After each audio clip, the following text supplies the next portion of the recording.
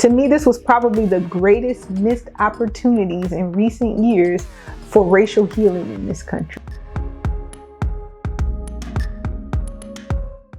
Hello, good people. My name is Joanna, and you are watching the Harmonious.Balance channel. For your consideration today, is it okay to be racial as long as you're not racist?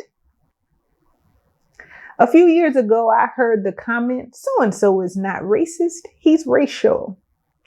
I sat there like, huh? And then I rolled my eyes because I really wasn't up for any semantics.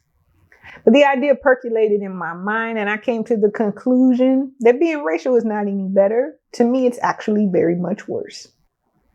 So what does it mean to be racial? I've surmised it as using racialized tactics as a means to an end, but in your heart, you're actually not racist. In other words, you don't mind wading into racially charged waters if it gets you what you want. Now, you may ask, how could anyone be racial and not be racist in their hearts? Now, that's a great question. I'd say it's hard to separate the two, but it's a tactic used all the time by people who know better. Politics is probably the first arena that comes to mind because racialized tactics and even flat out racism are used all the time. But what inspired me to tackle this topic today was the whole Joe Rogan saga, his Planet of the Apes joke, and the video compilation of him repeatedly using a racial slur. And yes, I said racial slur. Literally saying N-word actually annoys me. I can't fully explain why it does, but it does. But I digress. By the time I publish this video, I don't know how far removed we will be from that story, but it's partly the impetus for today's video. Now, I already said that to me, being racial but not racist is worse. But let me explain why. Somehow we've come to think that if something is simply tactical and not strategic, then it's of no consequence. I say being racial is worse because it means that the person has no regard for the racist impact that they've instigated.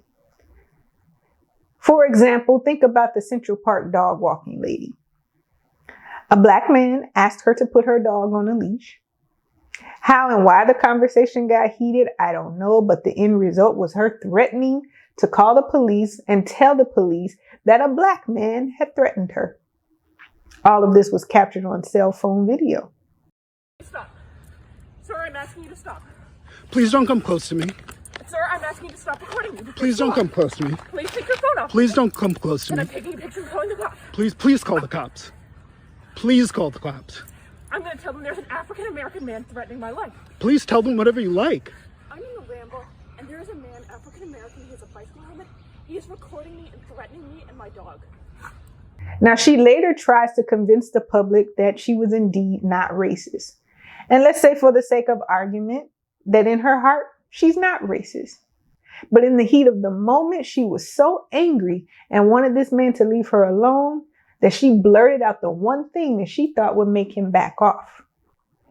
So that means she was aware of the racialized landscape, i.e. the broken relationship between the black community and law enforcement.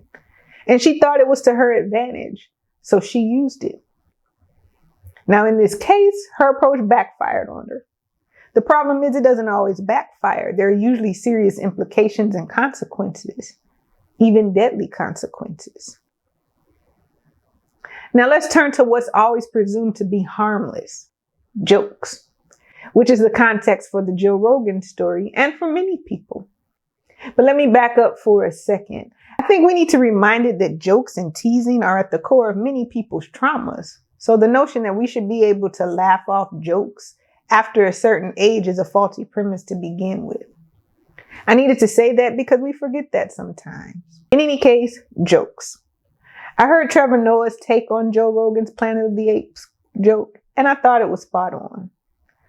Joe Rogan made a joke that he thought would be funny to who he was talking to at the moment, to people that would find it amusing to call black people apes. Do you see the problem here? But let me not totally paraphrase Trevor. Let's hear from him directly. What I found particularly illuminating is when he says, I wasn't being racist, I was just being entertaining. No, Joe, I think you were using racism to be entertaining. You understand what I'm saying? I'm not saying you were trying to offend black people, by the way. But you knew that offending black people would get a laugh out of those white friends that you were with. To be fair and fully round out the story, Joe Rogan tells his friends that his visit to the theater in a black neighborhood ended up being a great experience. But the moral of his story gets lost in the racialized muck that was added. People remember the salacious joke instead of the moral of the story. They walk away tickled at his courage to call black people apes. Maybe not everyone, but given the racist underbelly of this country, we can't afford any racial stoking. Yet racial tensions are stoked constantly. Probably one of the best examples, at least in this century, is the whole birther movement, questioning the birthplace of our 44th president, Barack Obama. Everything about it is actually racist, but it was propagated by people who knew better. Now, there was absolutely no reason for this even being a story other than to tickle people's ears. The media did not have to give it life, and our elected leaders certainly did not have to take the bait. Yet they did, because they thought it would be useful to them. And look at where we are today. Entertaining absurdities is commonplace. Now, am I placing the current state of affairs at the feet of birtherism? I can't really do that given our racial history. The current state of affairs can never be traced back to any one specific thing. But I feel very confident about the fact that if only a modicum of courage had been exerted by the media and our elected leaders to dismiss that nonsense, that we would have experienced some type of advancement in perfecting our union, because it was simply the right thing to do. Yet we insist on toying with our ever-simmering racial tensions, thinking it will never amount to anything, while at the same time looking forward to the day, post-haste really, when racism is extinguished, because we're tired of it constantly looming over our heads. But you know what? The way to extinguish anything is to stop stoking it. So I'm actually going to pause right there. I'm sharing more thoughts in an upcoming video called The Call to Anti-Racism. So stay tuned for that. And if you haven't watched the video that I posted last week, The Root of Racism, please check it out. Now, of course, race and racism are very charged topics, but please know that my intention is never to be messy or controversial. I share these ideas with the goal of impacting our discourse for the better. Please take my thoughts for what they are worth to you, as I simply offer them for your consideration. I will see you later, good people.